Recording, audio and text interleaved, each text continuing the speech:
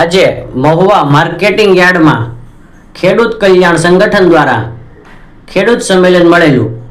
તેમાં વાળા ભરતસિંહ પોપટભા તરેડી, મહેશભાઈ સોડવડિયા, રાજેશભાઈ કોલડિયા, હરેશભાઈ ખુમાણ, ગોબરભાઈ ભરવાડ, પરેશદાદા ગોર, ભરતભાઈ બળદાણિયા, અખેગઢના સરપંચ નરસિંહભાઈ, બાલાભાઈ આહિર ઈટિયા વગેરે આગેવાનોએ ધારદાર વક્તવ્ય આપી ખેડૂતોને એક થવા હાકલ કરી।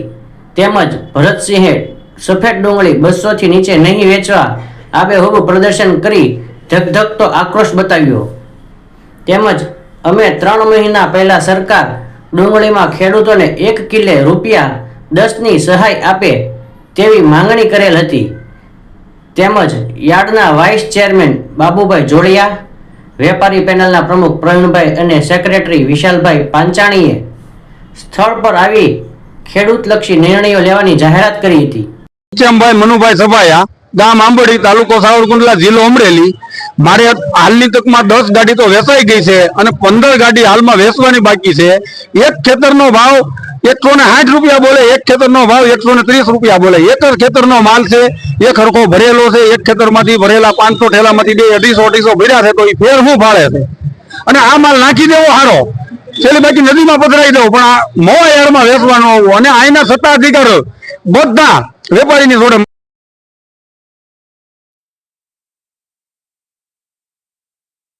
સફેદ ડુંગળીમાં સતત નીચા ભાવ જઈ રહ્યા છે, તેમના અનુસંધાને ગઈકાલે ડીહાઇડ્રેશન ઉદ્યોગકારો તથા કમિશન એજન્ટો સાથેની ખૂબ જ અગત્યની મિટિંગ કરેલ હતી, જેમાં નક્કી કરવામાં આવેલ છે કે ભાઈ દરરોજનું માલ જો વેચાણ કરવામાં આવે તો વેપારીઓને પણ ફ્રેશ માલ મળી શકે।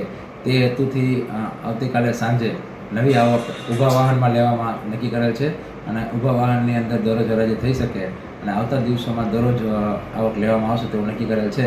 અને ખેડૂતોને યોગ્ય અને પોષક ભાવ મળે તે માટે યાર્ડના સત્તાધીશો પણ ખૂબ જ એક્ટિવ છે અને સરકારશ્રીમાં પણ આ ખેડૂતોને સહાય મળે તેવી અમે રજૂઆત પણ કરેલી છે।